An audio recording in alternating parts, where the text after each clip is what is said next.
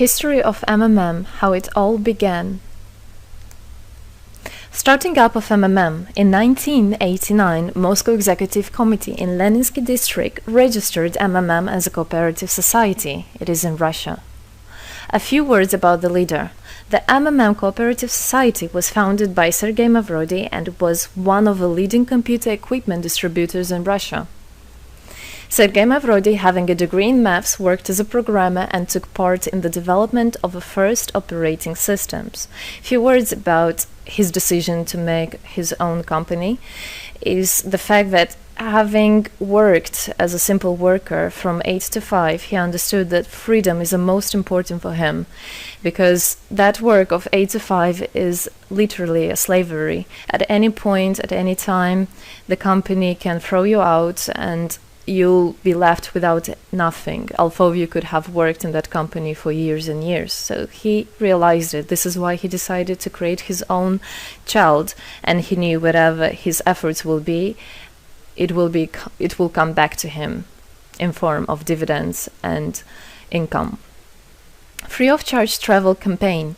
In 1992, the brand became universally recognizable after Mavrodi offered several times to all the residents of Moscow a day of free of charge travel in metro, Moscow subway. Pretty smart. Birthday of MMM. On October 20, 1992, the joint stock company MMM was registered. In fact, it is a birthday of MMM in the traditional form in which people got used to consider it. The shares of MMM on sale. February 1st, 1994, the shares of MMM went on sale, and people immediately began to buy them.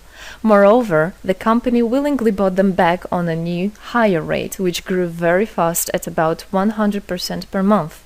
The company's principle today is always more expensive than yesterday worked perfectly. Few words about that. Why did he do that? As you might know, in 1991, the Soviet Union fell. So if until at the time of the Soviet Union, everything that there was in the country, like properties, different companies, or whatever that was bringing some goods, was national. So any person of the country was entitled to have a share of that production, of that company. Everybody was equal. But when the Soviet Union fell, what it meant is that all the companies, all the properties had to be privatized. So you can imagine there is a company, a huge company. People worked there for years and years. And at one moment, there comes a person and says, all that is mine. Yes, this was the case. And obviously that information, that laws about the fact that it was possible to privatize was kept only for a small group of people for obvious reasons. So a simple worker who worked in that company for years and years or all his life didn't know he can actually come and say by law that that is his. So what genius idea Sergei Mavrodi had is to sell these shares to gather the money of the people, and with this money to buy those companies. So basically, if a person has an MMM share, he would have had an exact share from the company that Sergei Mavrodi bought. For example, a company from oil and gas or something else. Obviously, he knew perfectly which companies are worth it and which companies were not. There was quite a battle there. So as you can see, his idea was great, but let's see what happens. Government is trying to hinder MMM's activities. Surprise, surprise! Planned by the Russian government, MMM 94 was intentionally collapsed. It began when tax inspectors accompanied by OMON officers passed through the crowd of depositors and went inside the central office of the company to give a notice about the planned tax inspection. Right. So obviously, the small group of people that I was talking about is the government people, is the people that have connections and so on. And they wanted, obviously, all that money, all those properties to be kept in their hands. This is how the nowadays oligarchs were made. At that moment, they had nothing. In one day, they got loads of money. And now you can know them as very rich people who made their money on the back of a nation. So obviously they did something just to provoke some panic going through the crowd. Obviously, for any financial institution, a panic is really bad. As I remind you, at that time, MMM was selling shares, was a share stock company, let's say. Mavrodi's arrest. Sergei Mavrodi was arrested on tax evasion charge. Really lame excuse. It wasn't at all like that. What happened, even the person that was in charge with giving the arrest, he told him that there was no other option for them. They had to do something, even though it was illegal what they were doing, but they had to do it as they were afraid of him. Because, as he said, another 2-3 months and in whole Russia there would be no government, no banks, nobody, only Sergei Mavrodi, that who holds the money nowadays. This is in charge. So he was arrested, and his arrest was broadcasted live on all TV channels, obviously to show off more, to show people how bad he is, and actually the government didn't do anything wrong. On the same day, there was a storm of a central office of MMM. The company was prescribed to recover 49.9 billion rubles to the budget. Huge money. The question about the money in MMM 94 is open, as no one still can give an answer where it is. The authorities simply turned a blind eye to it, although hundreds of eyewitnesses are ready to confirm, even under oath in court, that they saw 17 trucks take out cash through the back door. So unfortunately at that time there was no internet, no bitcoins, no other internet wallets, and all the money were obviously kept in cash in the MMM offices. And the government took advantage of it. They just came, took it out, and then they said nothing. Moreover, they didn't say where the money went. They even made the way to make people believe that Sergei Mavrodi was the one who took all those 17 trucks of money and disappeared. But obviously it wasn't the case. It was a simply lame excuse. Demonstrations against state authorities. August 1994. Thousands of MMM depositors affected by the artificial collapse of the pyramid protested and demanded to set Mavrodi free. Actually, Mavrodi could have used his powers and do bigger protests, but he decided not to do that, as that would made as obvious a different protests of this type. Could be people injured or even killed, so he decided not to use people in this purpose. It was very noble from him to do that.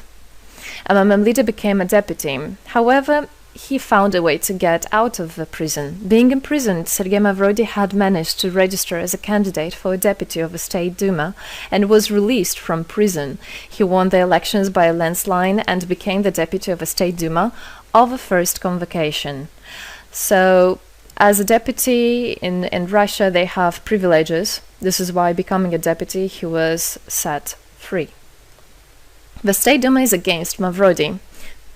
Surprise, surprise! The State Duma deputies deprived Sergei Mavrodi of his deputy plenary powers due to his permanent absence at the Duma's meetings. That incident was the only one in New Russia's history. Sergei Mavrodi wasn't interested at all in politics. It's not, he hates politics, as he said it many times. So he became a deputy only for the reason to get out of a prison. That's it. He wasn't interested to go at their meetings, as he himself considered as well the people there as being quite silly and not worthy to spend time with. But this was another lame excuse for them to deprive him by saying that he is absent. A candidate for presidency. The Central Election Commission registered the authorized representatives of the initiative group that had nominated Mavrodi as a candidate for the president of Russia, but subsequently rejected a significant part of the signatures in the support of a candidate, and his registration was renounced. So, for obvious reasons, they did that again. They weren't interested into having a fair president, a fair leader on top of their head. Revival of MMM, January 2011. Sergei Mavrodi renounced launching a new launching a new project of MMM 2011. Together we change the world. Previously, there were simply no analogues of similar systems in the world. The film about MMM, the launch of a project fell in the same time interval with the release of Russian film about MMM Pyramid, the plot of which is based on the eponymous book in which the history of MMM is disclosed by Sergei Mavrodi. So he wrote a book, and there is a movie which I highly recommend you to watch. You can find it online on YouTube. MMM is building a new, fair financial order. June 2012, the activity of MMM made a lot of banks collapse and a huge outflow of funds from deposit accounts happened. The system numbered more than 35 million members at the time. For obvious reasons, the fight against the system started. It suffered the same fate as MMM 94, eventually collapsed. So what happened? A lot of banks, as I already said, had a huge outflow, and another minus of the system of that time was that it wasn't really quite a community, because the money was still kept by the managers in MMM. So it wasn't the same idea as it is now, comparing it now, where people exchange money between themselves. You don't need to put it in a central account. At that time, there were central accounts, and it was again used by the banks. They simply blocked those accounts that they identified as being of MMM and took all the money away, and that's it. There were no other discussion about that. Again, huge loss of money. People lost a lot of money. Sergei Mavrodi didn't get all of them. It was again the banks that took the advantage of it. MMM 2012 is just the beginning. I'll be back. Sergei Mavrodi announced the launch of a completely new MMM, World Mutual Aid Fund, MMM community. It speeded up since the first day, showing crazy dynamics on new members' registration. It has been decided to send 10% of the whole turnover on payments to the affected members of MMM 2011. So again, another genius idea. In order not to make central accounts, in order not to gather the money somewhere, now the money are spread directly between participant itself. You can just check in your account online whom you should transfer the money to. So MMM now is connecting all the people between themselves and exchange, so that they can exchange the money and get benefits of it. It's amazing and it's crazy, but it is true. MMM is growing. Some short facts. 2012, MMM started its development in India. It had great, huge developments. 2012-2013, following India, MMM Bangladesh was launched as well. 2013, MMM Indonesia was launched. 2014, MMM Hong Kong. And it's not the end. MMM Global, 2014. MMM Global started up in the spring 2014. It is a voluntary network, a community of millions and millions of people from more than 100 countries worldwide. So there is already MMM settled in Argentina, Brazil, Philippines, Hong Kong, and other. And all the rest of people in the world from all the countries of the world are able to participate as well. So they rebelled against the financial slavery and combined their money for this purpose. So how it is possible? MMM, the Republic of Bitcoin. Bitcoin is another genius idea to set the world free. For MMM Global participants' convenience, there were some 20 ideas on funds transfers implemented. From now on, all the countries where you can buy and sell Bitcoins can be registered in a branch of Free People of the Republic of Bitcoin. Thus, there is no barriers to develop MMM in small countries due to their restrictions on the international bank transfers. Banks. This is not something that we would want to use, as the banks can anytime put restriction on an account or even block an account and take all the money. Yes, the banks can do that. Read better your contract. So, Bitcoins is really genius idea to do that. Join MMM Global, join our community, set the world free.